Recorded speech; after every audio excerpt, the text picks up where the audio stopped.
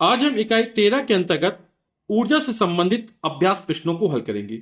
पहला प्रश्न है, निम्नलिखित प्रश्नों के सही विकल्प छांटिए। का नंबर है, किया गया कार्य निम्नलिखित में किस पर निर्भर करता है? तो कार्य कहते किसे हैं? किसी वस्तु पर बल लगाकर बल की दिशा में विस्थापित कर देने की प्रक्रिया को कार्य कहते हैं। तो कार्य बराबर होता है बल गुणे बल की दिशा में विस्थापन। तो यानी जो कार्य होगा बल और विस्थापन निर्भर करेगा, तो यहां पर इसका जो दूसरा विकल्प होगा वो सही हो जाएगा। खा नंबर, निम्नलिखित में किस दशा में कार्य नहीं हो रहा है? गेंद को आगे खिसकाना, इसमें कार्य हो रहा है। धनुष से तीर चलाना, इसमें भी कार्य हो रहा है। बोझ को सिर पर रखकर चलना, तो इसमें कार्य नहीं हो रहा। क्यों?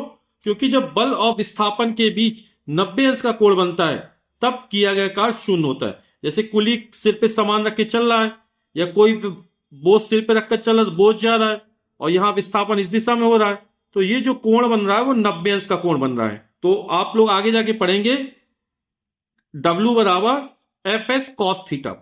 तो थीटा यानी कॉस थीटा 90 हो जाए, कॉस 90 का मान 0 होता है।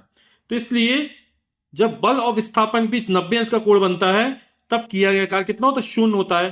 तो बोझ को जब सिर पर रखकर चलेंगे तो कार्य नहीं हो रहा है। तो यहां पर इसका जो थर्ड ऑप्शन है वो सही हो जाएगा। गा नंबर, जैव मात्रा किसे कहते हैं? फसलों को, फसलों के अवशेष को? तो ये सेकंड ऑप्शन सही हो जाएगा। फसलों के अवशेष को जैव मात्रा कहते हैं, बायोमास कहते हैं। घ नंबर, शरीर का ताप बनाए रखने में सहायक है। जंतु अपशिष्ट जो अपने शरीर होता है उसके ताप बनाए रखने के लिए क्या सहायक हो सकता है? भोजन सहायक हो जा सकता है, तो भोजन हो जाएगा। निम्नलिखित में कौन सा अनवीकरणीय ऊर्जा का स्रोत नहीं है? अनवीकरणीय ऊर्जा का स्रोत नहीं है, यानी नवीकरणीय ऊर्जा के बारे में पूछ रहा है।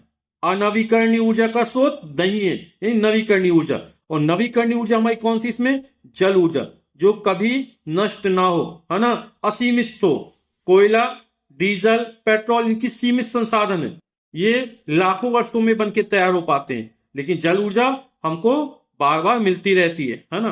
तो ये अनवीकरणीय ऊर्जा का स्रोत नहीं है। प्रश्न क्या? दो, रिक्त स्थानों की पूर्ति कीजिए। से शरीर को ऊर्जा मिलती है, तो हमारे शरीर को ऊर्जा किससे मिलती है? भोजन से मिलती है। तो यहां पर जो खाली स्थान है इसमें आ जाएगा भोजन। प्रकाश की उपस्थिति में अपना भोजन बनाते हैं, तो जो हरे पौधे होते हैं वो प्रकाश की उपस्थिति में अपना भोजन बनाते हैं, तो खाली स्थान में आ जाएगा हरे पौधे। भाप के इंजन का आविष्कार ने किया था, तो जो भाप के इंजन का आविष्कार है वो जेम्स वाट ने किया था, तो यहां खाली स्थान पर हम लिख देंगे जेम्स वाट। बादलों की गर्जन में ऊर्जा होती है, तो बादलों की गर्जन में कौन सी ऊर्जा होती है? ध्वनि ऊर्जा होती है। कभी कभी क्या होता है, बादलों की गर्जन से या जब पटाखे फूटते हैं तब घरों के दरवाजा और खिड़कियां क्या होते हैं? कंपन करने लगते हैं, है ना, हिलने डुलने लगते हैं, यानी कि ध्वनि में भी ऊर्जा होती है। प्रश्न संख्या 2 है, निम्नलिखित चित्रों को देखकर ऊर्जा के रूप लिखिए। चित्र है, यहां पर खिंची हुई रबड़ है, तो हमने कार्य किया तो क्या रबड़ खींच दिया, तो किया है क्या? इसमें क्या स्थितिज ऊर्जा के रूप में संचित हो जाता है। और बहता हुआ पानी, जब कोई वस्तु गतिमान होती है तो उसकी गति क्या? उसमें गतिज ऊर्जा होती है, तो पानी बह रहा है तो इसमें गतिज ऊर्जा होगी और इसमें स्थितिज ऊर्जा होगी। स्थितिज ऊर्जा और गतिज ऊर्जा को हम यांत्रिक ऊर्जा भी कहते हैं। तो स्थिति ऊर्जा गति ऊर्जा में बदलती रहती है, गति ऊर्जा स्थिति ऊर्जा में परिवर्तित होती रहती है। अब एक गतिमान तीर है और चाबी भरने के बाद ये भी गतिमान हो जाएगा। चाबी भरने के पहले जब हम चाबी भर रहे हैं तो इसमें प्रत्यास्थ स्थिति ऊर्जा आती है, और जैसे चाबी भरने के बाद इसको छोड़ देंगे तो ये गतिमान हो जाएगी। तो तीर भी गतिमान है, ये भी गतिमान हो जाएगा। तो यानी कौन सी ऊर्जा होगी? किसी वस्तु में उसकी गति के कारण जो ऊर्जा होती है उसे गति ऊर्जा कहते हैं, तो इसमें गतिज ऊर्जा है। ये भोजन है, भोजन से हमको ऊर्जा मिलती है। सेल है, इससे बल्ब जलते हैं, इन दोनों में ही रासायनिक ऊर्जा होती है। अब यहां पे स्वरित का चित्र है, ट्यूनिंग फॉर्क का। तो जब इसको आघात करते, इस पे टक्कर मारते हैं, है ना, तो ये कंपन करने लगता है, तो इससे क्या ध्वनि उत्पन्न होती है। तो यहां पर ये ध्वनि उत्पन्न कर, कैसे उत्पन्न होती है? जब इस ट्यूनिंग फॉर्क को आघात किया जाता है, तो यहां पे जो ऊर्जा उत्पन्न है वो कौन सी ऊर्जा है? ध्वनि ऊर्जा है।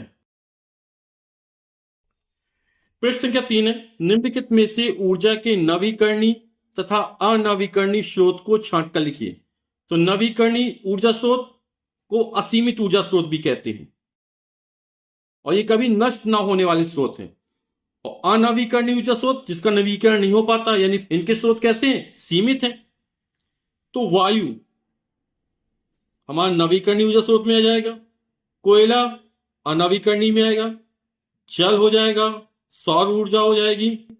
तो वायु, जल और सौर ऊर्जा ये नवीकरणीय स्रोत में आ जाएंगे, कोयला, डीजल, पेट्रोल अनवीकरणीय ऊर्जा स्रोत में आ जाएंगे।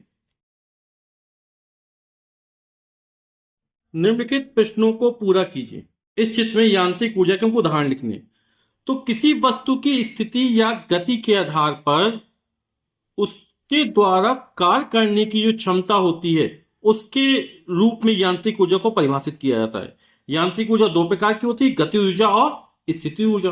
गतिमान रेलगाड़ी, गतिमान तीर, ये गति ऊर्जा हो जाएगी इसमें, क्योंकि गति की अवस्था में किसी वस्तु में उसकी गति के कारण जो ऊर्जा होती है वो गति ऊर्जा कहलाती है, और किसी वस्तु की स्थिति या विशेष अवस्था के कारण जो ऊर्जा होती है उसे स्थिति ऊर्जा कहते हैं।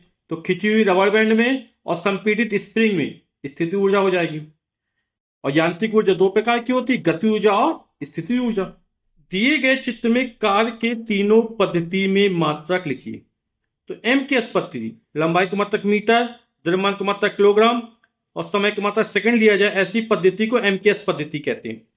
तो कार्य का मात्रक क्या हो जाएगा? कार्य बराबर होता है बल गुणे बल की दिशा में विस्थापन, और बल F बराबर तो द्रव्यमान गुणे त्वरण। द्रव्यमान का मात्रक होता है किलोग्राम, त्वरण का मात्रक होता है मीटर प्रति सेकंड स्क्वायर, क्योंकि वेग परिवर्तन की दर को त्वरण कहते हैं और त्वरण बराबर होता है वेग बटे समय अंतराल, तो मीटर प्रति सेकंड स्क्वायर। और विस्थापन क्या है? दो बिंदुओं के बीच चली गई न्यूनतम दूरी, तो दूरी का मात्रक मीटर, तो हो जाएगा किलोग्राम मीटर गुणा मीटर, मीटर की घाते 2 बटे सेकंड की घाते 2, यानी किलोग्राम मीटर स्क्वायर प्रति सेकंड स्क्वायर। तो एमकेएस पद्धति मात्रक किलोग्राम मीटर स्क्वायर प्रति सेकंड स्क्वायर। एसआई पद्धति में कार्य का मात्रक होता जूल। सी मतलब सेंटीमीटर। अब सीजीएस पद्धति में सी का मतलब सेंटीमीटर, जी का मतलब ग्राम, एस का मतलब सेकंड, यानी लंबाई का मात्रक सेंटीमीटर लिया जाए, द्रव्यमान का मात्रक ग्राम लिया जाए और समय का मात्रक सेकंड लिया जाए। तो यहां पर किलोग्राम की जगह ग्राम आ जाएगा, मीटर के सेंटीमीटर हो जाएगा और सेकंड वही रहेगा, यानी ग्राम सेंटीमीटर स्क्वायर प्रति सेकंड स्क्वायर। और ग्राम सेंटीमीटर प्रति सेकंड स्क्वायर को अर्ग भी कहते हैं, आप अर्ग भी लिख सकते हैं। तो यहां पर सीजीएस पद्धति मात्रक हो जाएगा ग्राम सेंटीमीटर स्क्वायर प्रति सेकंड स्क्वायर।